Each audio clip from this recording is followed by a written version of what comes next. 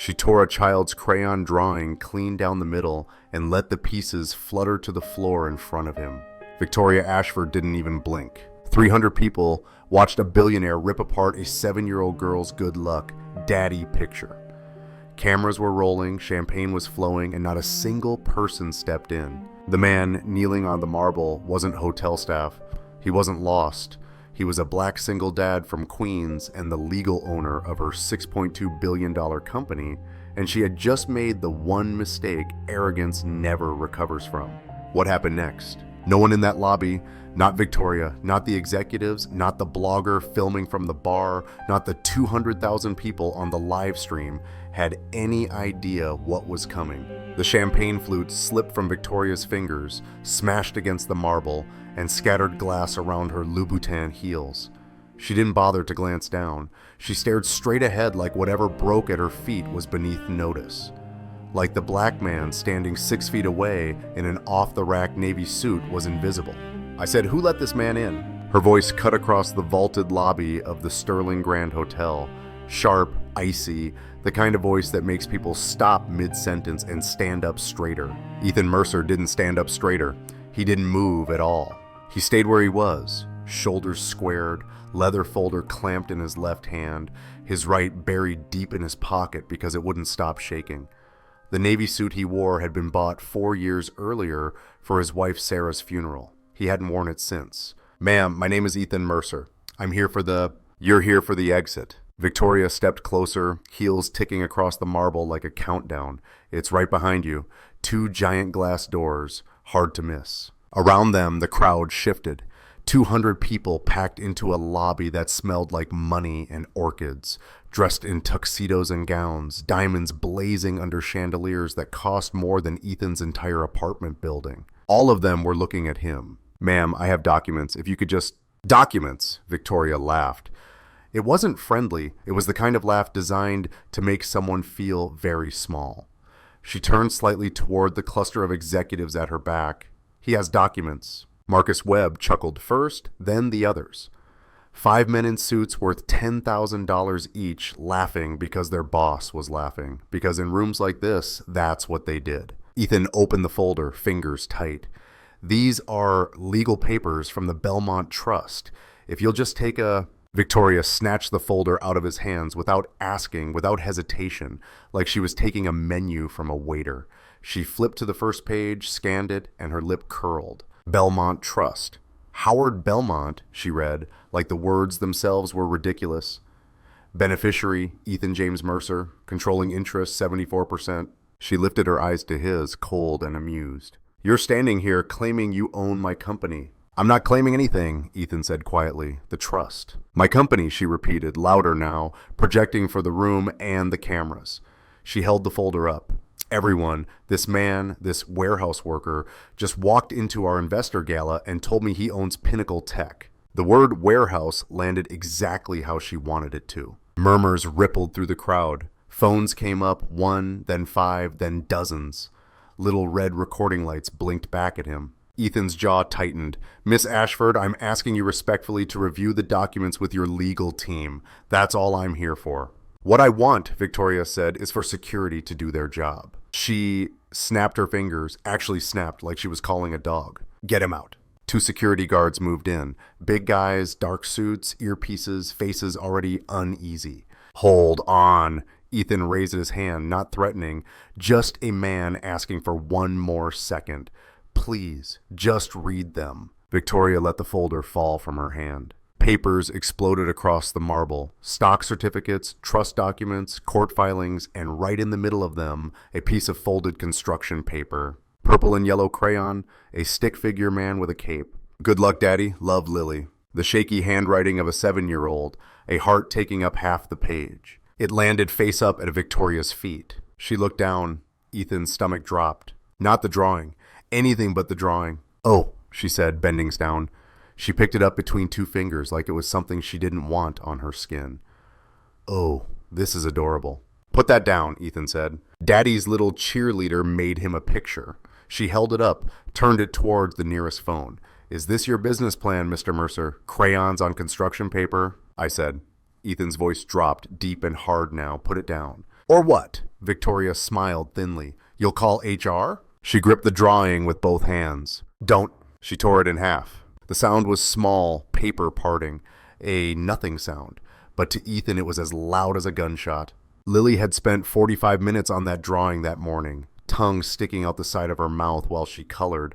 She'd used every purple crayon in the box because purple had been Mommy's favorite color. She'd asked 3 times whether luck had a C or a K. Both halves drifted to the floor like wounded birds. There, Victoria said, brushing her fingers against her dress as if she'd touched something dirty. Are we finished with the performance? Ethan knelt, both knees on the cold marble. His hands shook as he picked up the pieces and held them together. The tear cut straight through Lily's crayon heart. Someone in the crowd said, "That's awful," but they said it under their breath. No one stepped forward. Somebody get this man off my floor, Victoria said. I have investors to entertain. Ethan stayed where he was. He folded the 2 halves carefully, slipped them into his jacket pocket, pressed them against his chest, and rose slowly. His eyes shone. He didn't wipe them. He didn't hide anything. That drawing, he said, voice rough, is from my daughter. She's 7. Her mother died 2 years ago. She made it this morning, so I'd be brave. Victoria's smile didn't falter. Touching. You're still trespassing. You just tore up a dead woman's daughter's drawing. And you just burned 5 minutes of my evening, she replied. We're even. 4 minutes earlier, a tech blogger named Ryan Chen, 28, had started his live stream near the bar. His phone was pointed squarely at Victoria's face. The viewer count climbed 10,000, 15,000, 20,000. Comments flooded in. Who is this woman? Why is she so cruel? Help that man. Is that really Victoria Ashford? Victoria didn't notice. She'd already turned away, taking a fresh champagne glass from a passing server. Back to business. Back to her kingdom. Ethan didn't move. I'm not leaving. She stopped, her glass halfway to her mouth. Excuse me? I'm not leaving, he repeated, until someone on your board reviews those documents. She turned slowly. The pleasant smile was gone. What replaced it was worse, controlled, dangerous. Marcus Webb stepped forward. 61, gray at the temples, the kind of man who always backed whoever signed his paycheck. Yes, Victoria? Call the police. We have a trespasser who's decided to become a problem. Already on it. Marcus pulled out his phone. Ethan stood alone in a circle of scattered papers. Around him, 200 people. Not one ally. His legal documents on the floor, his daughter's torn drawing against his heart, and the woman who had just destroyed his child's art was calling the cops on him. Most people would have walked out. But Ethan had learned something about himself 8 months earlier in a cramped Queens apartment that smelled like laundry detergent and macaroni. It had been a Tuesday. Lily was asleep, SpongeBob nightlight glowing down the hall. Ethan sat at the kitchen table with an untouched beer and a pile of bills, electric, water, rent, the student loan for a community college degree he'd never finished. The numbers didn't work. They never did. His phone buzzed. Unknown number. Mr. Mercer, this is Raymond Cross. I'm not interested in whatever you're selling. I'm not selling anything, the man said. His voice was steady, older. I'm your wife's godfather. Ethan didn't hang up. Sarah had mentioned Raymond once or twice. An attorney? An old family friend? Someone she'd lost touch with before the wedding. She didn't talk about me much, did she? Raymond asked. She said you were kind. I like to think so, Raymond replied. I'm also a lawyer, and I need to see you tomorrow. It's about your wife's inheritance. Sarah doesn't have an inheritance, Ethan said. When she died, we had $1,100 in our savings. That was it. That's what she wanted you to believe. Raymond Cross knocked on the door the next evening. He was 63, a black man in a worn but well-kept coat, silver hair, glasses perched low on his nose. He moved slowly, not because he was weak, but like a man who knew that moving slowly made people pay attention. He sat at Ethan's shaky kitchen table and took in the room in one long glance. Crayon drawings stuck to the fridge, a stack of bills, the lived-in mess of a single dad barely hanging on. Your wife's real name was Sarah Belmont, Raymond said. Ethan just stared. Her father was Howard Belmont. The tech guy? Ethan asked. The billionaire? Raymond nodded. The same. Sarah had walked away from that world at 22, changed her name, taken a job on a night shift, and married a black mechanic from Queens who didn't care about her last name. She had told Ethan she didn't want money to define her life. With him, she had simply been Sarah. She was going to tell you, Raymond said quietly, when the time was right. Then she got sick. His voice softened. On one of our last calls, she said, Raymond, promise me Ethan will be ready when it comes. I promised. When what comes? Ethan asked. Raymond opened his briefcase. The stack of documents inside looked like they belonged in a vault. Heavy paper, raised seals, ribbons. Howard Belmont died 6 months ago, Raymond said.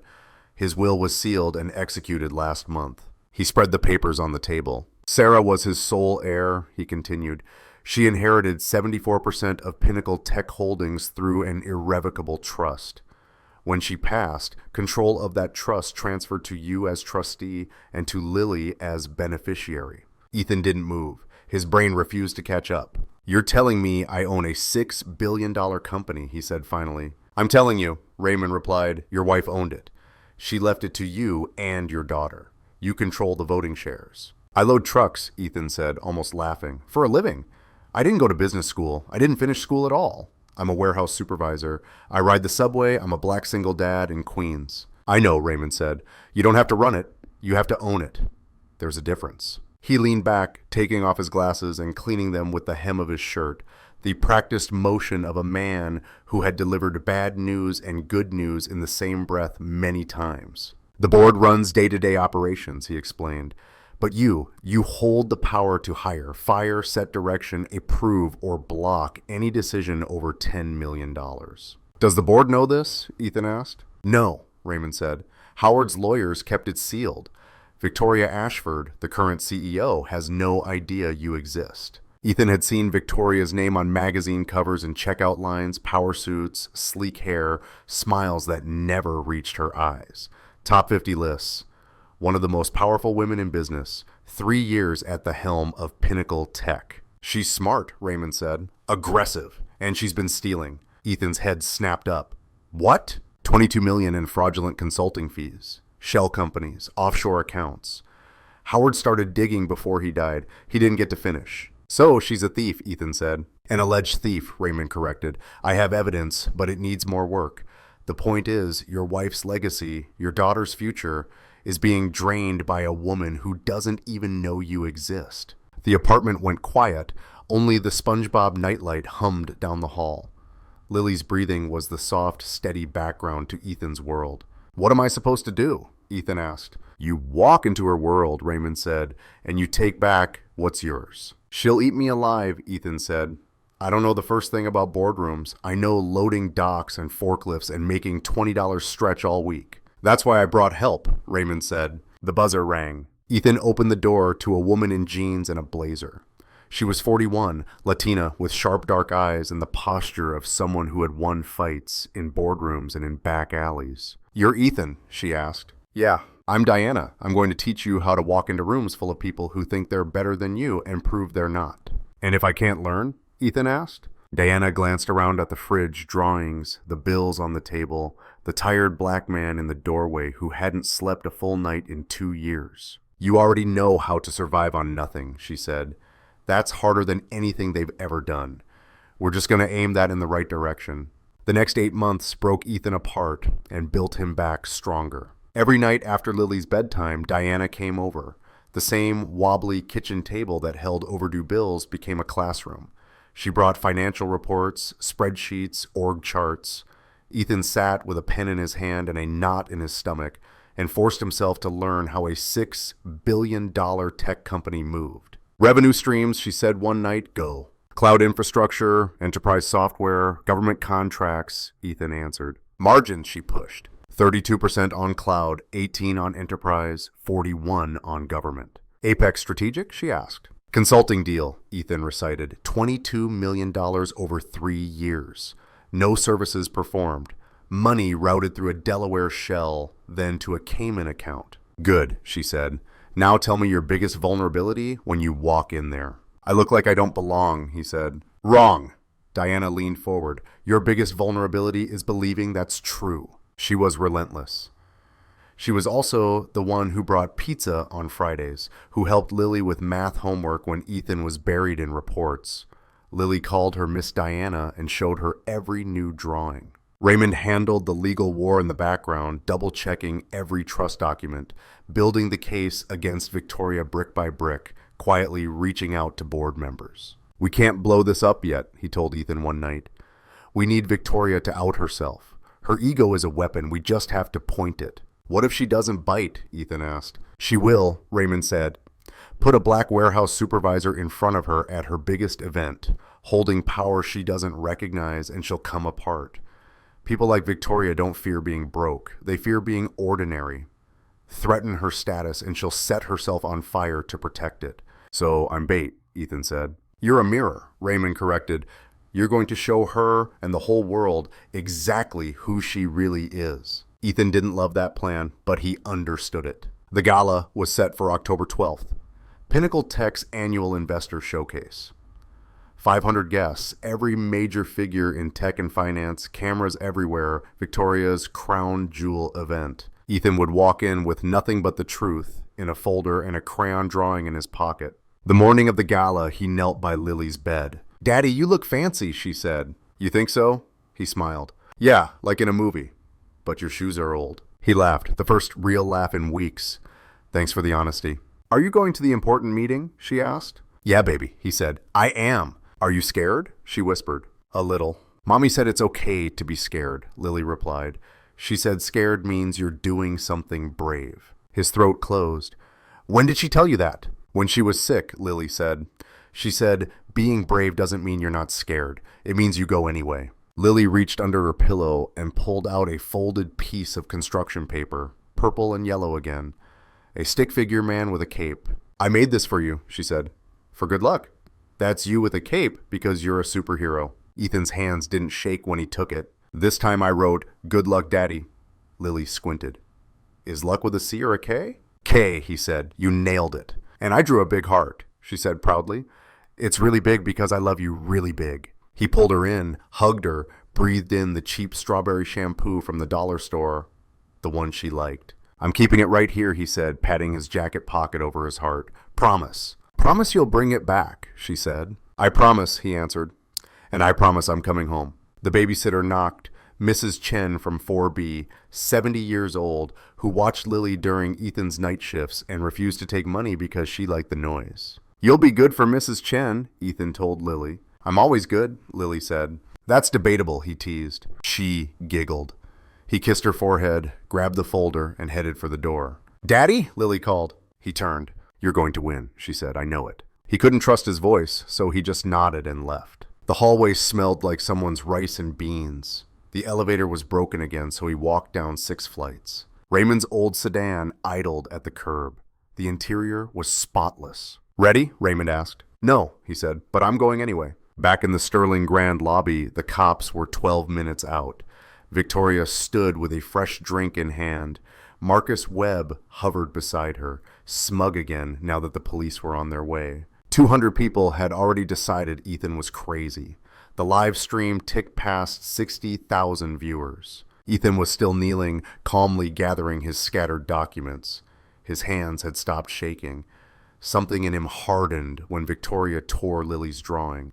The fear shifted, still there, but compressed into a cold, steady core. He picked up the last sheet, stood, brushed marble dust off his knees. "Still here?" Victoria asked. "Most men know when they've been dismissed." "Most men don't have what I have," Ethan said. "A death wish?" she mocked. "Patience," he answered. He said it so quietly that she had to lean in. For the first time all evening, something flickered behind her eyes. Not fear yet, but the gut-level unease that arrives before the mind understands. She crushed it with a swallow of champagne. "Patience," she repeated. "Cute, you'll need it. Jail runs on delays." Ethan didn't reply. He just shifted his gaze past her toward the back of the lobby. 2 figures had stepped out of the shadows. Raymond Cross adjusted his glasses. Diana Reeves cracked her knuckles. And Ethan, warehouse worker, black single father, the man Victoria had just humiliated in front of the world, touched the torn drawing in his pocket, folded it once more over his heart, and waited. The thing about patience is simple. People who've never had to survive on it mistake it for weakness. Ethan had been living on patience his whole life. Raymond didn't hurry.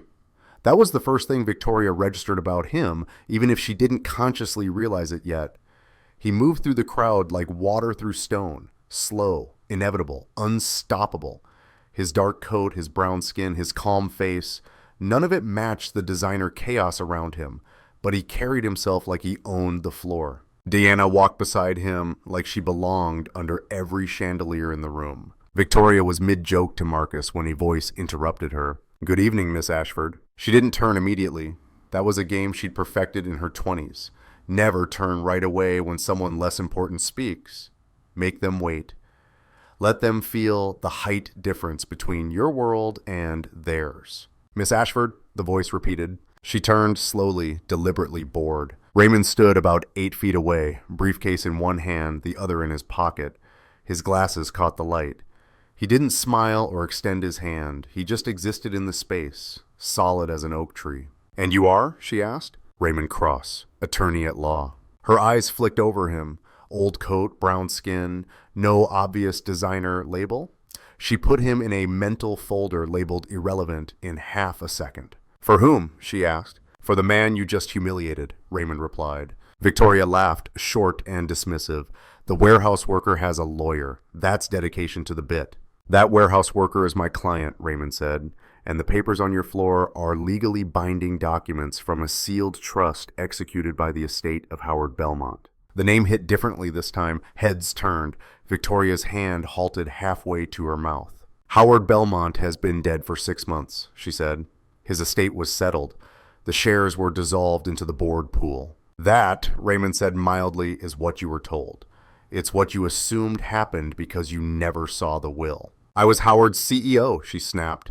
"I knew everything about his affairs." "You knew what he wanted you to know," Raymond answered. He set his briefcase on a nearby table and clicked it open. "Howard had a daughter," he said. "Howard had no children," Victoria shot back. "He had a daughter named Sarah," Raymond said calmly. "Sarah Belmont.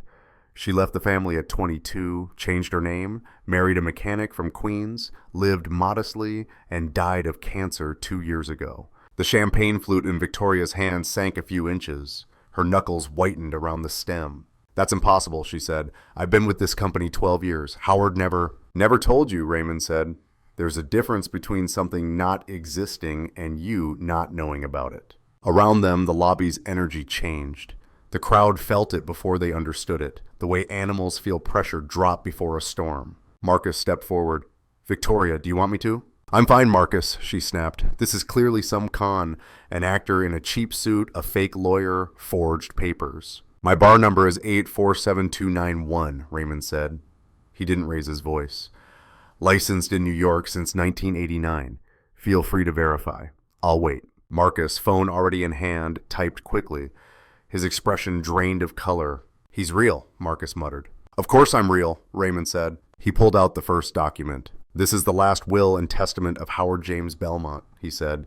"Sealed by Morrison and Partners, executed 30 days ago after the 6-month waiting period Howard himself demanded." He laid it out. "This," he continued, taking a second document, "is the irrevocable trust naming Sarah Belmont Mercer as beneficiary of 74% of Pinnacle Tech Holdings." Second document down. "This is the transfer of that trust upon Sarah's death to Ethan James Mercer as trustee and to Lily Catherine Mercer as beneficiary." Third document, and this, he finished, placing a fourth, is the verification letter from the New York Surrogate's Court, confirming the trust's validity as of last Tuesday. Victoria stared at the papers but didn't reach out. Touching them would make them real. "This is fraud," she said, but the tremor in her glass said otherwise. "Pick one up," Raymond suggested. "Look at the seals, the signatures, the notarization. Then tell me again." She didn't move. "She's not going to look," Diana said for the first time, voice cool, "because she already knows." Victoria's head snapped toward her. "Who the hell are you?" "Diana Reeves," she replied. "Corporate strategist and the woman who spent 8 months training your majority shareholder to replace you." "Replace me?" Victoria laughed. The sound was thinner now. "No one replaces me. I built this company." "Howard Belmont built this company," Ethan said. Every head turned. He'd been quiet the whole time, documents gathered, folder back in his hand, torn drawing pressed to his chest, waiting like Raymond had told him to. "Howard built it," Ethan repeated. "My wife inherited it. She left it to me and our daughter. Your wife, Victoria said, dripping contempt, a woman no one's ever heard of. Married to a man who loads boxes for a living. She loaded boxes too, Ethan said, when we met. Night shift at a Jersey City fulfillment center. She never told me who her father was. She just wanted to be Sarah. How convenient that she's dead now, Victoria said, and can't confirm any of this. The room inhaled sharply. Even Marcus flinched. Ethan's face didn't change, but something behind his dark eyes went completely still, a dangerous stillness. Say that again, he said quietly. Victoria heard the shift but ignored it. She'd never backed down in her life, and she wasn't starting in front of 300 people and 60,000 live viewers. I said it's convenient, she repeated. Dead wife, secret daughter. A trust no one knew about. It screams con. My wife died in a hospital bed in Queens, Ethan said, each word heavy. I held her hand for 16 hours. Our daughter sat in the hallway because Sarah didn't want her to see the end. The last thing she said to me was, protect our girl. That's not a scam, that's a promise. I'm standing here because I keep my promises. The lobby went completely silent. Even the whispers stopped. Phones stayed up. The live stream pushed past 100,000. Even if, Victoria started, turning back to Raymond, I'm not admitting anything. Even if these documents are real, ownership doesn't equal authority. The board runs operations. The board appointed me. This man has no power here. Raymond almost smiled. Miss Ashford, he said, I practiced corporate law for 35 years. I can give you a full lecture on how irrevocable trusts work, or you can stop embarrassing yourself. Watch your tone, she snapped. The trust grants Mr. Mercer full voting rights over 74% of Pinnacle Tech's shares, Raymond said evenly. That gives him the power to approve or veto any board decision, hiring, firing, mergers, acquisitions, and yes, the appointment or removal of the CEO. The words settled over the crowd like smoke. He can fire you, Diana said plainly. Tonight, right now, in front of everyone. Finally, the champagne sloshed hard enough that a dab spilled onto the marble. Victoria set the glass down, fingers steadier only because she forced them to be. This is absurd, she said. I'm calling the board. They've already been called, Raymond said. I contacted all 12 members this afternoon. 9 have reviewed and acknowledged the documents. The other 3 are on their way to this hotel. Victoria's expression shifted. Not a total collapse. Victoria never collapsed, but cracks appeared in the armor. She caught Ethan watching and snapped, Stop looking at me like that. Like what? He asked. Like you've won. I haven't won anything, he said. I want what belongs to my daughter. Your daughter, Victoria laughed, brittle. She's 7. She draws with crayons. She doesn't own a tech empire. She owns 74% of one, Ethan answered. The crayons are extra. Somewhere in the crowd, someone laughed. With him, not at him. Victoria heard it. Her jaw tensed. Marcus, she said, where are the police? Marcus had his phone pressed to his ear. His face looked like curdled milk. Victoria, maybe. Where are the police? She barked. 8 minutes out, he said. But listen, if these documents are real, if he actually owns... He owns nothing, she snapped. Victoria, Marcus hissed, pulling her slightly aside, but not far enough in the hushed lobby. If he owns 74% and you just threw his papers on the floor and tore up his kid's drawing on a live stream with 100,000 viewers, you're finished. We need to stop right now. Don't touch me, she said, yanking free. And don't tell me what to do. I made you, Marcus. I made all of you. She turned back to Ethan, eyes now cold and calculating. Fine, she said. You want to play? Let's play. She pulled out her phone. Richard, it's Victoria. Emergency board call. Now. I don't care if he's at dinner. Drag him out. She hung up, then fixed her gaze on Raymond. Your papers will be reviewed by our legal team, she said. If they're fake, and they are, I will personally see your client in prison for attempted fraud. And if they're real? Raymond asked. They're not, she snapped. But if they were, the elevator chimed. Dr. Henry Chen stepped out. 58, board member, a man whose name carried weight in tech circles. His tux was hastily thrown on. He'd clearly dressed in a rush. He scanned the lobby, saw the tension, the phones, the scattered documents, then zeroed in on Ethan. Mr. Mercer, he called. Victoria froze. Henry walked straight to Ethan and extended his hand. I'm Dr. Henry Chen, he said. I reviewed the trust 2 hours ago. And? Victoria demanded, her voice suddenly too sharp. Henry looked at her, then at the papers on the floor, then at the wine stain, then back at Victoria. They're authentic, he said. Morrison and Partners confirmed. The surrogate's court confirmed. I called Howard's personal attorney in Connecticut. He confirmed. Ethan Mercer is the legal trustee and controlling shareholder of Pinnacle Tech Holdings. The lobby didn't gasp. They'd gone past gasps. The silence was so complete that Ethan could hear ice shifting in abandoned glasses. That's one board member's opinion, Victoria said. The elevator chimed again. Margaret Okafor stepped out. 52, COO, board member, tablet in one hand, reading glasses in the other. Behind her, Gerald Whitman, 64, treasurer. Margaret didn't hesitate. She walked straight to Victoria. I've independently verified the documents, she said. Gerald has too. Gerald nodded, looking a decade older than he had that afternoon. The trust is real, Margaret said. The transfer is valid. Mr. Mercer holds 74% of all voting shares. She looked at Victoria with the tired authority of someone delivering a verdict. You were never the owner of this company, Margaret said.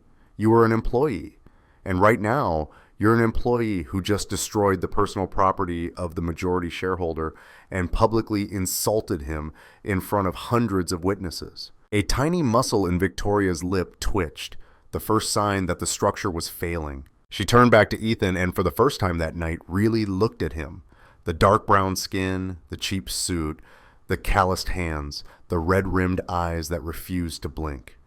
The pocket where a torn crayon drawing rested over his heart. This isn't over, she whispered. No, Ethan said, it's not. His phone buzzed. A text from Mrs. Chen. Lily wants to know if you used the drawing. He typed back with one thumb. Tell her I'm holding it right now. 3 dots. Then a photo. Lily in her pajamas, showing a brand new drawing. 2 stick figures, one tall, one small, hand in hand. Underneath, in crooked purple letters, Daddy and Lily versus the world. Ethan stared at the picture for a second in the middle of the chaos. A half smile tugged at his mouth.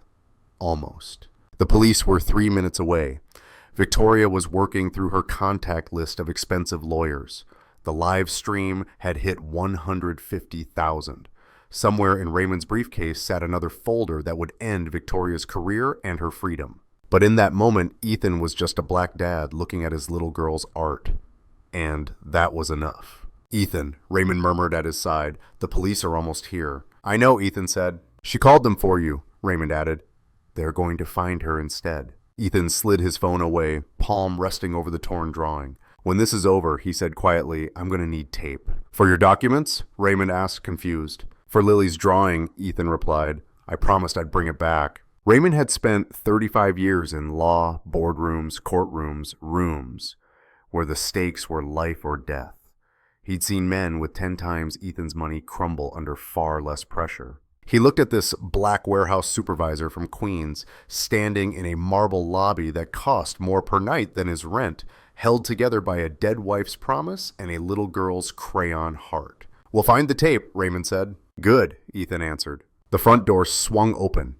Red and blue light splashed across the marble as 2 officers stepped inside. The crowd parted. Sergeant Rivera, 46, walked with the grounded calm of a man who'd spent 2 decades separating liars from victims in Manhattan lobbies.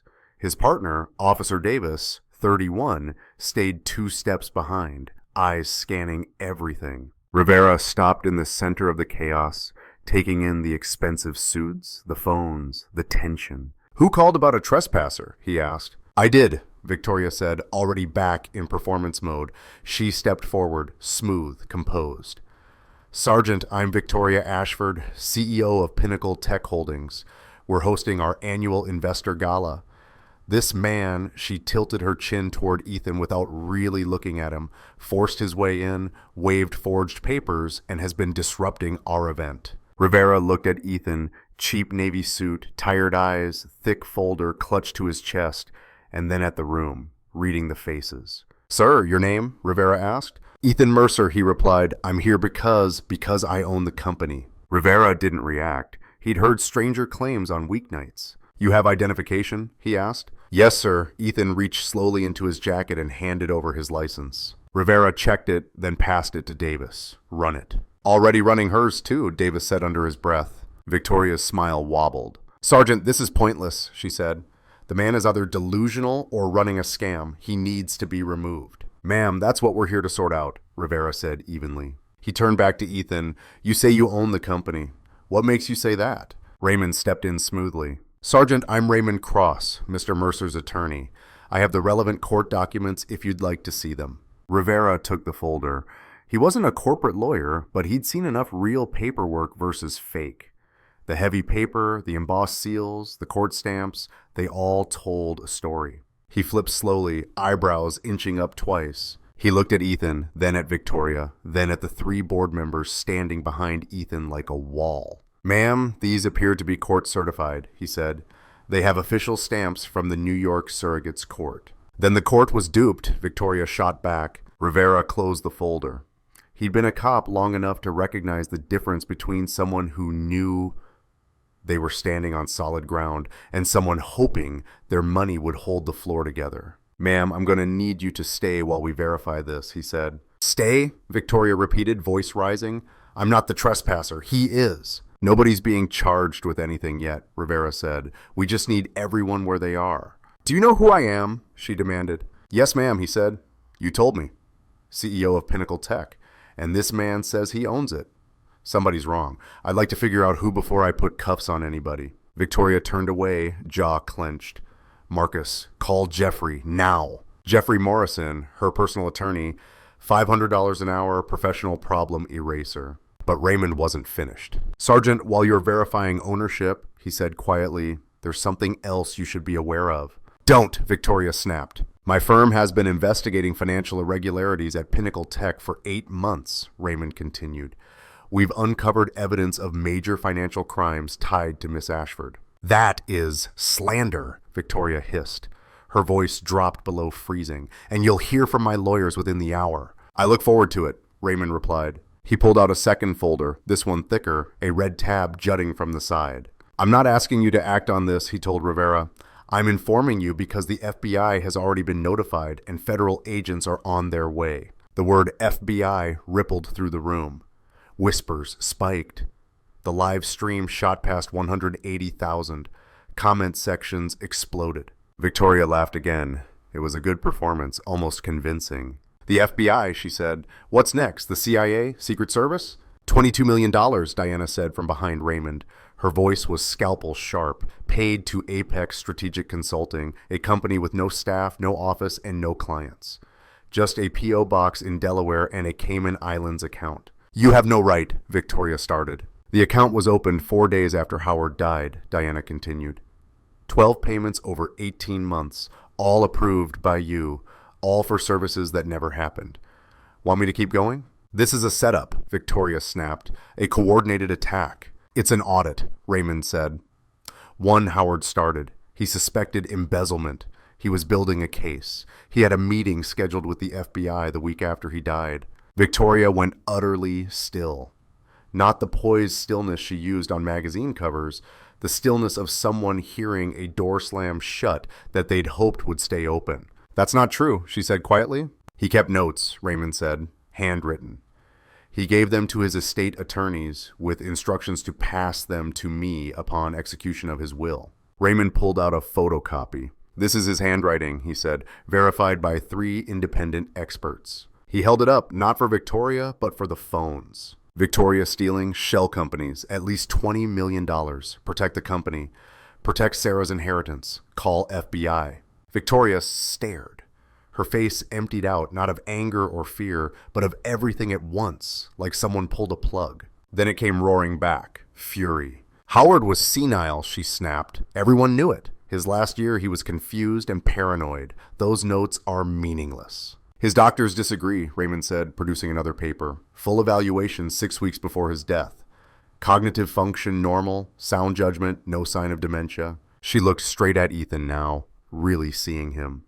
A black man in a suit he'd bought for a funeral, standing in a room where no one looked like him and where everyone had decided he was nothing. You walked in here knowing exactly what would happen, she said. I walked in hoping you'd read a piece of paper, he replied.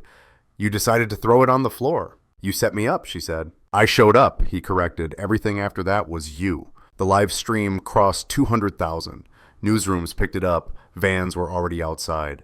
Marcus, Victoria said, turning toward her right hand of 7 years, tell them this is insane. Marcus didn't meet her eyes. Marcus, she repeated. Victoria, he said slowly, the Apex account. You told me it was legitimate, creative accounting. It was, she snapped. Was it? He asked. Silence answered him, the kind that told the truth. Marcus took one step back, then another, then turned toward the elevator and walked, steady, like a man finally stepping off a ship he'd known was sinking. Anyone else? Victoria asked the room, voice shaking. Anyone else want to abandon ship? No one moved, no one spoke, even their breathing was quiet. Rivera's radio crackled. He listened, face shifting. Copy that, he said. He looked at Victoria. Something in his gaze had changed. Ma'am, I've just been informed federal agents from the FBI's Financial Crimes Unit are in the building, he said. Victoria's hand reached blindly for the table, steadying herself. This is a railroad job, she said. I want my attorney. I'm not saying another word without Jeffrey present. That's your right, Rivera said. The elevator doors slid open again. 3 people stepped out, 2 men and a woman, all in suits, all carrying themselves with the quiet authority that never needs raising its voice. The woman led. Miss Ashford, she said. I'm Special Agent Rachel Torres, FBI Financial Crimes. We need to speak with you about irregularities at Pinnacle Tech. I have nothing to say, Victoria answered. That's your choice, Torres said. But you should know a federal warrant was signed this afternoon. We'll be executing searches of your office, home, and financial records starting tomorrow morning. Victoria's breathing went shallow, fast. Her body understood what her mind refused to process. This is political, she insisted. I'm being targeted for being a successful woman who... This is financial, Torres said. $22 million moved through shell companies over 18 months. The trail leads to accounts in your name. If there's an explanation, we're listening. If not, we'd like you to come with us voluntarily for questioning. Voluntarily, Torres repeated. For now. Everyone in the lobby heard that for now. Victoria looked around the room one last time. 200 people, board members who wouldn't look at her, staff who wouldn't step in, a blogger whose feed had shown the world who she really was. And Ethan, standing quietly, no gloating, no fist pumping, just tired eyes and a straight back. She hated that most. If he'd smirked, if he'd reveled in her fall, she could have focused all her rage on him. But he didn't look victorious. He looked done. You think you've won, she told him. I think my daughter's drawing is ripped in half in my pocket, he said. I don't think anyone won tonight. For half a heartbeat, something human flickered across her face. Regret, shame, something close. Then it was gone. Agent Torres, I'll come voluntarily, she said. For the record, I deny everything. Noted, Torres said. Victoria lifted her chin, smoothed her gown, and started walking. Torres and the other agents flanked her without touching. They didn't have to. She passed Ethan, paused. You'll fail, she whispered. You have no idea how to run a company. In 6 months, you'll destroy it, and everyone will say Howard's legacy died with a warehouse worker who couldn't handle the weight. Maybe, Ethan said, but I'll do it honestly, and my daughter will be proud of how I tried. Her lip trembled once before she killed it. The crowd split. Victoria moved through them like a ghost. The front doors swung open. Flashbulbs detonated outside, voices shouted, and then the doors closed and she was gone. The lobby finally exhaled. People remembered how to breathe, how to talk, how to move. Dr. Chen approached first, hand outstretched again. Mr. Mercer, he said, on behalf of the board, I'm sorry for what you went through tonight. You didn't do anything, Ethan replied. That might be worse. Margaret joined them, tablet hugged to her chest. Mr. Mercer, she said, we need to discuss next steps. The company needs immediate leadership. The board can handle daily operations, but as majority shareholder, you'll have to be involved in key decisions. Can it wait until tomorrow? Ethan asked. Margaret almost said no out of habit. Then she really looked at him, the wrinkled suit he'd worn for 14 hours, the dark circles under his eyes, the way his hand kept drifting to the pocket where the taped heart rested. Tomorrow, she said, 9 a.m. Thank you, Ethan replied. Raymond appeared on one side, Diana on the other. We should go, Raymond murmured. The press will be inside any minute. Yeah, Ethan said. They took a service hallway, no red carpet, no chandeliers, just stainless steel and fluorescent lighting. On the way out, Jessica Chen, Victoria's young assistant, stepped into their path. Her mascara streaked, eyes red. Mr. Mercer, she blurted. Yes, he asked. I'm Jessica, she said, clutching a folder like a life preserver. I was Miss Ashford's executive assistant. She swallowed. I've been keeping things, she said. Emails, memos, stuff I knew was wrong, but I was too scared to report. About Apex, about the shell companies. She held out the folder with shaking hands. I should have helped you when you walked in. I should have helped someone. I was afraid she'd ruin me. Ethan took the folder, then looked up at her. You're helping now, he said. That counts. Her composure broke. She covered her mouth and nodded, unable to speak. We'll talk tomorrow, Diana said gently, squeezing Jessica's shoulder. Bring everything. They stepped out onto a quiet side street. No cameras, just cold night air. The same old sedan waited. Ethan stopped and looked up at the building. 40 floors of glass and steel and money. Somewhere inside, 500 people were sitting down to a dinner that cost more than his yearly salary. Somewhere across town, Victoria was riding in a federal vehicle, realizing what it felt like to lose everything. Ethan, Raymond said softly, the car's ready. 1 second, Ethan said. He called Mrs. Chen. Hello? She answered. Hi, Mrs. Chen. Is Lily still awake? She's trying very hard not to be, Mrs. Chen said, smiling in her voice. Keeps asking about you. Hold on. Rustling, then the sound that made everything else shrink. Daddy! Hey, baby, he said, closing his eyes, leaning against the cold car door. Did you win? She asked. He felt the drawing against his heart. Yeah, Lily, he said. We won. Did the drawing help? She asked. More than you'll ever know, he said. I told you it had magic, she said. The heart has magic. He pressed his hand over his pocket. Yeah, baby, he said, it does. Are you coming home now? She asked. Right now, he said. I'll be there in 40 minutes. Can we have ice cream? She asked. Mrs. Chen said no, cause bedtime. But if you say yes, she has to listen because you're the daddy. Ethan laughed, a real laugh this time.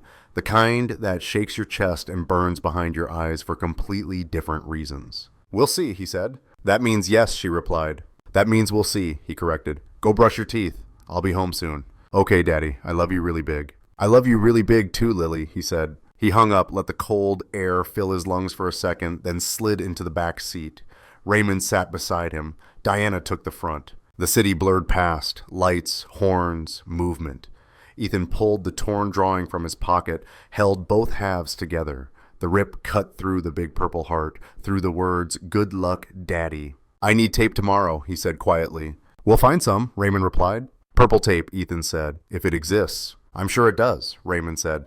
And if it doesn't, we'll make it exist. The car crossed into Queens. The buildings dropped. The streets quieted. Home drew close. Later, Lily lay asleep on the couch when Ethan opened the door. Mrs. Chen had covered her with the old blue blanket, frayed edges, faded pattern, the one Lily refused to replace because Mommy had bought it. SpongeBob played silently on the TV. A half-eaten bowl of cereal sat next to a new drawing, wet paint this time. 2 figures under a yellow sun, me and Daddy in wobbly letters. She fought hard until 9:30, Mrs. Chen said softly. Lost at 9:32. Ethan knelt beside their couch. Lily's mouth was open, one sock missing, a purple marker smear on her cheek. He touched her curls gently, the way you touch something you're terrified of losing. Whatever happened tonight, Mrs. Chen said, pulling on her coat. That child thinks you're a superhero. Remember that when the world gets loud tomorrow? Thank you, Ethan said, and I owe you ice cream. She negotiated hard, Mrs. Chen replied, smiling as she left. The door clicked shut. Ethan sat on the floor next to the couch and listened to his daughter breathe. His phone buzzed constantly. Calls, texts, notifications. He switched it off. In the kitchen, he dug through the junk drawer until he found some clear tape. He smoothed the 2 halves of Lily's drawing on the counter, lining up the torn edges. The rip ran right through the big heart, through the D in Daddy, through the cape on the stick figure hero. He taped it carefully, front and back, pressing along the tear until the paper held together. The scar showed. The heart sat slightly crooked now, but it held. He put it on the fridge next to the new painting. One drawing perfect, one broken and repaired. Somehow the damaged one meant more. He carried Lily to bed. She stirred. Daddy, she mumbled. I'm here, he whispered. I came home. Ice cream, she muttered. Tomorrow, he said. I promise. That's what you said last time, she murmured. This time I mean it, he replied. She dropped back into sleep before he finished tucking the blanket in. He sat on the edge of her bed for a long time, watching her, wondering what she'd think when she eventually learned that her father owned a multi-billion-dollar company, that her mother had been an heiress, that their small, messy life in Queens had stood on a secret. He'd tell her himself, before the news, before classmates repeated what they heard at dinner tables, before the internet turned them into content. But not tonight. Tonight she was just Lily, and he was just Daddy. He crashed on the couch without changing, waking at 5 out of habit. For 3 seconds, it was just another morning, coffee maker, soft light, Lily's backpack by the door. Then he powered on his phone. 212 missed calls, voicemail full. Texts from numbers he didn't recognize. 14 messages from Raymond, each more urgent than the last. One from Diana, call me before you turn on the TV. He didn't. He turned it on anyway. His own face filled the screen, the lobby footage, Victoria ripping the folder away, papers flying, the drawing being torn, Ethan on his knees. An anchor said his name like it now belonged to everyone. Ethan Mercer, a warehouse supervisor from Queens and a black single father, was revealed last night as the majority owner of Pinnacle Tech Holdings, a $6.2 billion technology company. He changed the channel. Same story, changed again, same thing. Every network, every angle. He turned the TV off. Daddy, why are you on TV? Lily stood in the hallway in pajamas, hair a mess, clutching her stuffed elephant. His chest clenched. He wasn't ready. But she was right there, and Sarah had made him swear never to lie to their daughter. Come here, Lil, he said. Sit with me. She climbed onto the couch, tucked under his arm. You know how Mommy used to talk about Grandpa Howard? He asked. The one I never met? She said. Yeah. He nodded. The one you never met. He had a really big company. And when he died, he left it to Mommy. And when Mommy died, she left it to us. Lily frowned, thinking, so we own a company? We do, he said. Is it a good company? She asked. It's going to be, he answered. Do I have to go to work? She asked, horrified. He laughed, surprising himself. No, he said, you have to go to school. Ugh, she groaned. Some things might change, he continued. People might recognize us. Reporters might show up. Kids at school might say things. What kind of things? She asked. All kinds, he said. Some nice, some not. Lily thought seriously, the same face she made choosing between chocolate and vanilla. If they're mean, she asked, can I tell them my daddy beat the mean lady on TV? I didn't beat anyone, Ethan said. I just told the truth. That's what superheroes do, she said, satisfied, resting her head on his chest. She hopped off a second later and padded to the kitchen. Daddy, my drawing's on the fridge, she called. The one I gave you, but it's taped. Yeah, he said. It got torn. The mean lady tore it. Lily stood on tiptoe, tracing the tape line with her finger. It's okay, she said. What is? Ethan asked. That it's torn, she said. You can still see the heart. And you taped it, so that means you fixed it. That's what daddies do. They fix things. A 7-year-old in SpongeBob pajamas, standing in front of a taped drawing in a queen's kitchen, taught Ethan something no boardroom ever would.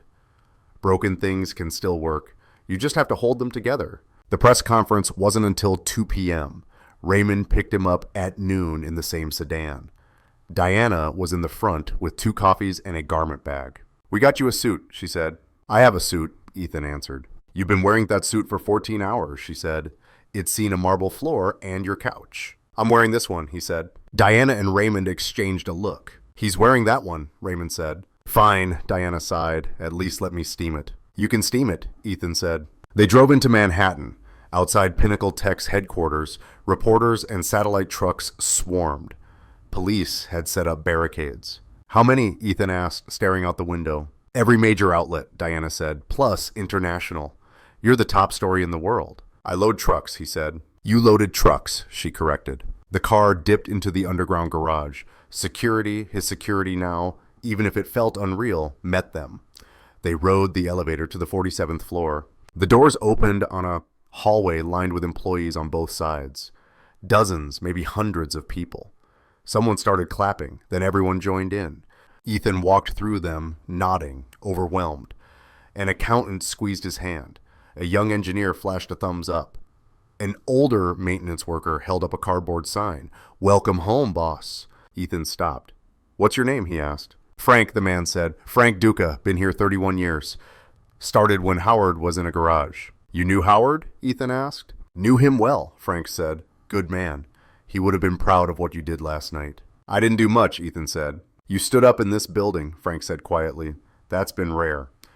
Don't let them change you, son. The suits upstairs have a way of making good people forget who they are. I'll remember that, Ethan said. The boardroom was massive, long table, 12 chairs, floor-to-ceiling windows.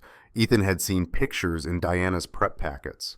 Pictures hadn't captured the weight. His chair sat at the head. He sat. The leather creaked, but his feet reached the ground. He'd worried they wouldn't. Board members trickled in. Henry took a seat. Margaret, others. 3 chairs remained empty, Victoria's closest allies already gone. 9 members remained. I'm not going to pretend I know what I'm doing, Ethan said once everyone settled. The room stiffened. That line was not in any speech draft. 8 months ago, I was loading trucks all night, he said. I'd come home at 6 in the morning and make my daughter's lunch. That was my life. Small, hard, mine. He scanned the table. Now, I'm in this chair, he said. And I know some of you are thinking exactly what Victoria thought last night, that I don't belong here, that a black warehouse worker can't run a $6 billion company. No one spoke. You might be right, he said. I don't have an MBA. I didn't go to Stanford. I've never read a quarterly report without Googling half the terms. He leaned forward. But I know what it's like to work 60 hours a week and still miss rent, he said. I know what it feels like to explain to a 7-year-old why the heat's still broken. I know what it's like to walk into a room where no one looks like me and be treated like I'm less than. He let that sit. 53% of the people in this building make under $60,000 a year, he said. They take the subway. They count grocery money. They're more like me than like Victoria. And for 3 years, the woman running their company stole from them. Margaret's pen stopped moving. So, here's what's going to happen, Ethan said. I'm going to learn fast. Diana will act as interim COO. Raymond will oversee legal transition. I will make mistakes. When I do, I expect you to tell me. Not politely, directly. I'm not Victoria. I don't need people agreeing with me. I need people telling me when I'm wrong. He sat back. And there's one thing I won't negotiate, he added. This company belongs to my daughter. Every decision I make is for her future. If that's a problem, the door's right there. No one moved. Henry spoke first. Mr. Mercer, he said, I've been on this board 11 years. That's the most honest statement I've heard at this table. Margaret nodded. What do you need from us? She asked. A full audit, he said. Every contract, every payment, every deal Victoria touched. I want to know where every dollar went. That will take months, another board member objected. Then we start today, Ethan replied. The meeting lasted 3 hours. Ethan listened more than he talked. He asked sharp questions he'd rehearsed and simple ones he hadn't. When he didn't understand something, he said so. Afterward, Margaret stopped him at the door. Ethan, she said, your wife, I never met Sarah. But sometimes, late after meetings, Howard would say, my Sarah would have done it differently. I never knew what he meant. What do you think now? Ethan asked. I think he meant she'd care about the people, not just the numbers, Margaret said. I think that's what you're going to do. I'm going to try, Ethan said. That's enough for now, she replied. The press conference blurred by. Cameras, microphones, lights. Ethan stood at the podium in the same wrinkled suit, holding a sheet of notes he'd scribbled on the car ride over. My name is Ethan Mercer, he said. I'm a black single father from Queens. Yesterday I walked into a hotel and was told I didn't belong. The woman running my family's company tore up my daughter's drawing and threw my documents on the floor. He held up the taped paper, the Purple Heart, the visible tear. My daughter made this, he said. She's 7. She put a big heart on it because she loves me. Someone who runs a $6 billion company treated it like trash. He looked directly into the cameras. It isn't trash, he said. It's the most valuable thing I own. More than this building, more than any stock certificate. Because a child made it with love. And love is the one thing you can't steal, forge, or buy. Victoria will face justice, he continued. The FBI is doing its job. This company will recover. But I want to say something to every parent working 2 jobs, every single dad eating dinner over the sink, every person who's been looked at the way I was looked at last night. His voice stayed low and level, but every word hit. You're not less, he said. You're not invisible. And your kid's crayon drawing is worth more than every champagne glass in every hotel in Manhattan. He stepped back. Questions exploded. Cameras flashed. Mr. Mercer won't be taking questions, Raymond said, sliding in. He has to pick up his daughter from school. That line led every headline by evening. On the way to PS 142, Ethan loosened his tie and leaned back. "You did good," Diana said from the front. "I talk too much," he said. "You talk just enough," she replied. His phone buzzed. Text from an unknown number. "Mr. Mercer, this is Frank from maintenance. Just wanted to say Howard would be proud. Don't let the suits change you. Also, your daughter's drawing is already framed in the break room. Someone printed the photo. Hope that's okay." Ethan typed back, "It's okay. Tell them I said thank you." The car pulled up outside the school. He joined the cluster of parents at the fence. Some recognized him, whispering, sneaking pictures. He let it all blur. The bell rang. Kids poured out. Lily spotted him, shrieked, and barreled forward. "Daddy!" She collided with his waist, arms like a vice. "You came," she said. "I always come," he replied. "Mrs. Patterson showed the class your picture," Lily said. "She said you were brave. Tommy said you're famous. I told him you're just my dad." "Just my dad," Ethan repeated. "That's the best thing I am." "Daddy," she said seriously, "are we rich now?" He knelt to her level. "We have money now," he said. "A lot. But that doesn't change who we are. I'm still making your lunch. You're still doing homework. We're still us." "Can we be us with ice cream?" she asked. He laughed, hoisting her onto his shoulders. She grabbed his hair for balance like she always did. "Yeah, baby," he said, "we can be us with ice cream." Mr. Alvarez at this bodega didn't blink when the news star from his TV walked in with a little girl on his shoulders. "2 vanilla cones," Ethan said. $3.50, Mr. Alvarez replied. Ethan paid exact change out of habit. They sat on the bench outside. Lily's cone dripped onto her fingers. Ethan's melted, untouched while he watched her. "Daddy," she said, "are you still scared?" He considered tomorrow's meetings, the FBI paperwork, the livelihood of tens of thousands of employees, the weight of a legacy he never asked for. "A little," he said. "That's okay," Lily replied. "Scared means brave," Mommy said. Mommy was right, he said. She was always right. His phone buzzed. He ignored it. Whoever it was, the board, the press, the FBI, they could wait. This moment couldn't. That night, the ice cream stain still marked Lily's favorite purple shirt when he tucked her in. "It's my battle shirt now," she said. "Like your battle suit." He didn't argue. He pulled the covers up, tucked the elephant in beside her. "Tomorrow," she mumbled, half asleep. "Pancakes with faces, blueberry eyes, banana smile. You always forget the banana smile." "I won't forget," he said. "Promise," she whispered. "Promise," he answered. She fell asleep in seconds, the way only children can. Ethan sat outside her door in the hallway, letting the apartment's quiet seep into him. His phone buzzed on the counter, relentless. Eventually, he picked it up. 106 new messages, 38 missed calls, urgent voicemails from Raymond, a text from Diana, trial date set, call me. One email from an unknown address. Subject line from Victoria Ashford. He opened it. "Mr. Mercer, my attorney told me not to write this. I'm writing anyway. I'm not going to apologize for thinking you were a fraud. I've spent 20 years in rooms where people lie about who they are to get what they want. I assumed you were one of them. I was wrong. I'm going to apologize for the drawing. I've been thinking about it since they brought me here. The way you picked up the pieces. The way you held them. In that moment, I didn't see a con man. I saw a father. I tore up his daughter's art and dropped it at his feet. My own father left when I was 9. He took everything and left my mother with nothing. She cleaned offices for 16 years so I could stay in school. I built my life trying to make sure I would never be powerless like her. Last night I looked at you, a parent who reminded me of everything I came from, and I punished you for it. That doesn't excuse what I did. Nothing does.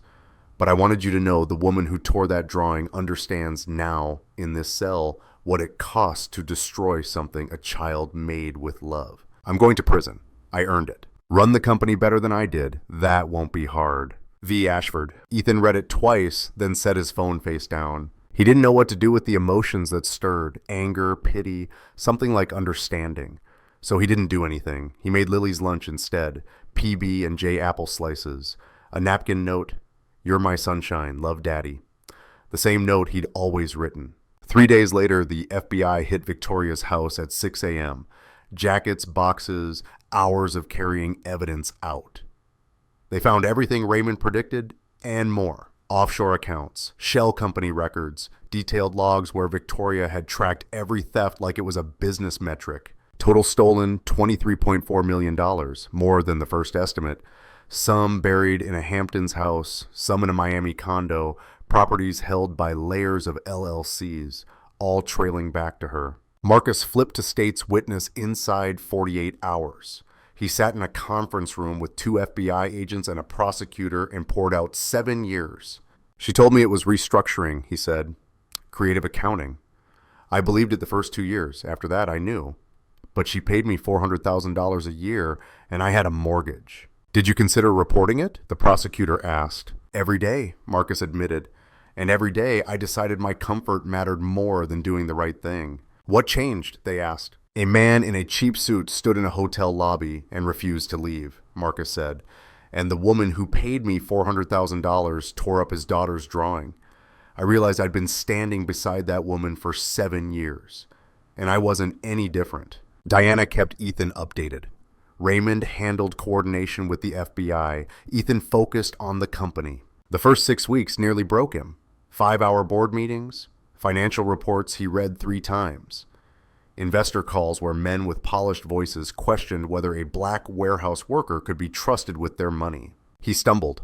In week 2, he approved a contract without reading the liability clause. Diana caught it in time, but they lost 2 days renegotiating and a board member's confidence. You can't sign anything you haven't read, Diana said. I got overwhelmed, he admitted. You'll get overwhelmed again, she said. That's fine. Slow down. Ask. No one expects you to know everything. They expect you to be honest about what you don't. He improved week by week. Not because he turned into a finance wizard, but because he understood people. 30 years of night shifts, racial profiling, PTA meetings, and making nothing stretch had given him radar no MBA program could teach. He saw who was scared, who was angry, who had given up. He rode the elevators to every floor. He talked to employees, not executives. The woman in the mailroom who'd worked there 22 years and never been asked anything beyond postage. The security guard who'd stood helpless at the gala and hadn't stopped thinking about it. The young programmer who'd flagged a weird Apex invoice 8 months earlier and had been told by HR to focus on his work. What happened when you reported it? Ethan asked the programmer. Nothing, the kid said. They said they'd look into it. Nobody ever followed up. What did you want? Ethan asked. I just wanted someone to listen, he said. The whistleblower policy changed that week. Anonymous channels, independent review, guaranteed protection. Ethan put Frank for maintenance on the employee advisory committee. Me, Frank said. I fix air conditioners. You've been here 31 years, Ethan replied. You know the building better than anyone. I need people who tell me the truth, not what they think I want to hear. You might not like the truth, Frank warned. I hardly ever do, Ethan said. That's how I know it's real. 4 months later, the trial began. Federal court, media crush. Ethan sat in the 3rd row, far enough back to avoid becoming the focus, close enough to hear every word. Victoria entered in a prison jumpsuit. She looked older. Some light inside her had dimmed, though the fire was still there, turned inward. Their eyes met. She gave the slightest nod. He nodded back. The government's case was surgical. Every shell company, every transfer, every dollar was dragged into the light. Marcus testified for 6 hours. Jessica Chen testified for 3, putting emails and internal memos on display. The defense spun a story. A woman from nothing who had cracked under pressure, made bad choices, needed understanding. The jury didn't buy it. You don't accidentally open 6 shell corporations and funnel $23.4 million through Caribbean banks. Ethan took the stand on day 8, same navy suit, same taped drawing in his pocket. He told the story plainly, the gala, the folder, the drawing, the humiliation. The defense attorney tried to shake him. Mr. Mercer, is it true you entered the gala without an invitation? He asked. Yes, Ethan answered. And you refused to leave when asked? The person was halls, the lawyer said. I refused to leave until someone reviewed my documents, Ethan replied. Yes. So you can understand why Miss Ashford might have seen you as a threat, the lawyer pressed. I'm 170 pounds in a 4-year-old suit, Ethan said. She had 2 guards and 300 guests. If she felt threatened by me, that says more about her than me. The jury watched him. The defense had no follow-up. 19 counts, 19 guilty verdicts. The 4-person read each one. Each landed like a nail in wood. At sentencing, Judge Maria Hernandez didn't soften. Miss Ashford, she said, You stole $23.4 million from a company entrusted to you. You exploited the founder's death. You attempted to victimize his heir. You have shown minimal remorse. Victoria stood straight. I sentence you to 28 years in federal prison, the judge said, eligible for parole in 18. Victoria's knees buckled. Her lawyer grabbed her arm. She straightened, looked at the judge. Thank you, Your Honor, she said. On her way out, she passed Ethan. Take care of that drawing, she murmured. I will, he said. Outside, cameras awaited. Ethan stood at the microphones again. Justice was done today, he said. Not just because Victoria is going to prison, but because the system worked. Pinnacle Tech employees deserve an honest company. My daughter deserves a clean inheritance. And Howard deserves to know his legacy isn't in the hands of a thief. He looked into the lenses. To every father working a double shift, he said. To every single parent eating cereal so their kid can have the hot meal. To every person who's ever walked into a room and felt like they didn't belong. He pulled out the drawing, Lily's purple heart, the rip and tape clearly visible. This, he said, is the most powerful thing in the world. Not money, not titles, not corner offices, a child's love. You can tear the paper. You can't tear that. Tape it back together and the heart still works. He tucked it away. Go home, he said. Hug your kids. That's all that matters. He walked off. No more questions. Just a man in a cheap suit heading down courthouse steps. The press wants more, Raymond said at the car. They have enough, Ethan replied. The board wants to talk about the foundation launch tomorrow, Raymond said. Diana needs you to review. Raymond, Ethan cut in. Yes? I'm picking up my daughter, Ethan said. We're getting ice cream. We're going home. Everything else can wait. Raymond opened the door. He didn't argue. They launched the Sarah Mercer Foundation a month later. $30 million, not 50. Ethan didn't believe in flashy numbers for headlines. The funds went to free legal aid for single parents, childcare help, scholarships, financial literacy classes. Every dollar tracked, no shell games. He named it after Sarah, not himself. After the woman who'd walked away from a fortune to live honestly, and whose legacy now powered something real. The first grant helped a single father in Detroit, 2 kids, night shift at an auto plant. His landlord was evicting him for missing a month's rent while his son was in the hospital. The foundation covered 6 months of rent, the medical bill, and a lawyer who got the eviction dropped. Mr. Mercer, I don't know what to say, the man told Ethan on the phone. You don't have to say anything, Ethan replied. Just go be with your kids. How do I pay this back? The man asked. You don't, Ethan said. Someday when you can, you help somebody else. That's how it works. A year passed. Pinnacle Tech stock rose 31%, revenue up. Employee satisfaction at an all-time high. The advisory committee Frank sat on pushed 23 policy changes, all small, all meaningful, extended parental leave, a hardship fund, childcare stipends. Ethan still took the subway 3 days a week. He'd moved, but not to a mansion. A 3-bedroom in the same neighborhood, backyard tire swing, a dog named Biscuit who chewed shoes. He still made Lily's lunch. PB&J apple slices.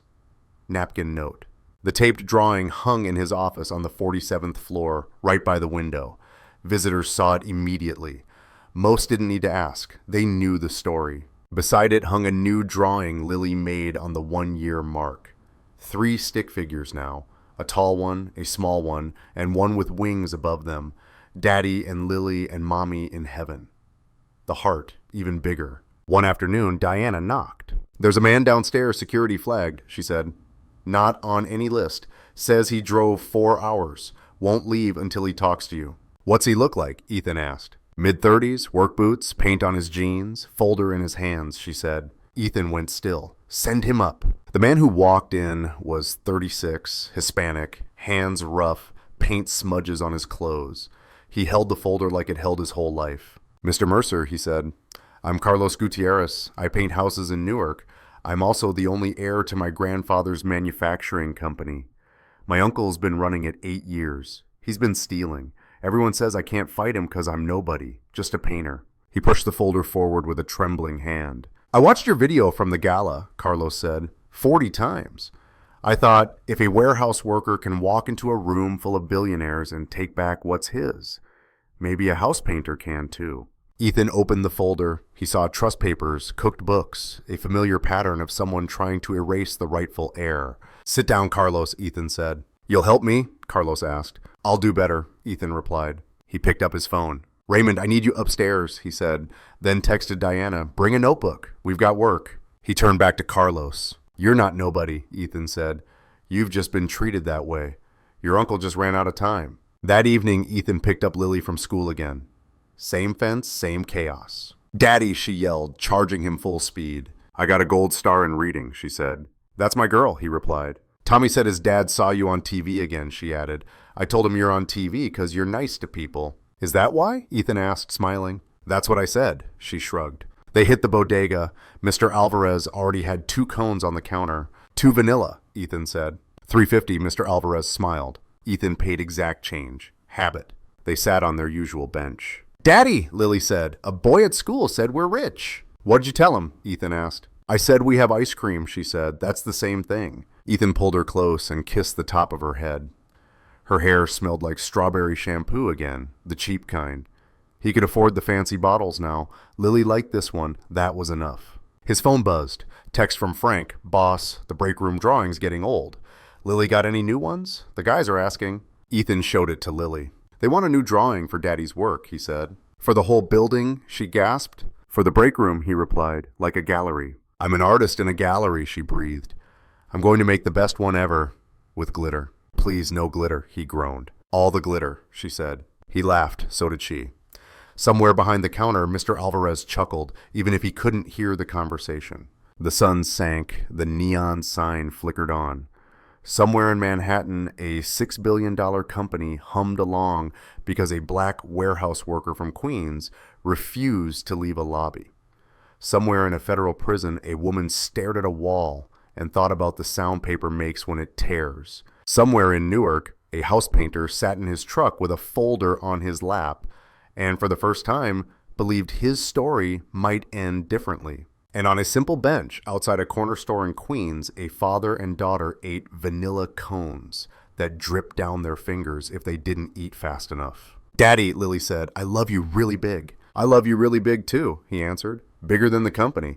Bigger than anything." She nodded, satisfied, and went back to her ice cream. The sky glowed orange and purple, Sarah's favorite colors. Ethan touched his pocket, feeling the taped drawing, the rip, the heart that still held. He had kept his promises to Sarah, to Lily, to Howard, and to the version of himself who'd sat at a kitchen table 8 months earlier wondering if he'd ever be enough. He was. Lily finished her cone, wiped her hands on her battle shirt with the old ice cream stain, and hopped off the bench. "Ready to go home?" he asked. "Ready," she said. He took her hand, small fingers curling around his, and they walked down the sidewalk past the laundromat, past the bodega, past the fire hydrant she liked to balance on. Behind them, the city kept moving. Millions of lights, millions of stories, millions of people clutching folders full of things they were scared to show the world. Ethan had shown his, and the world had listened.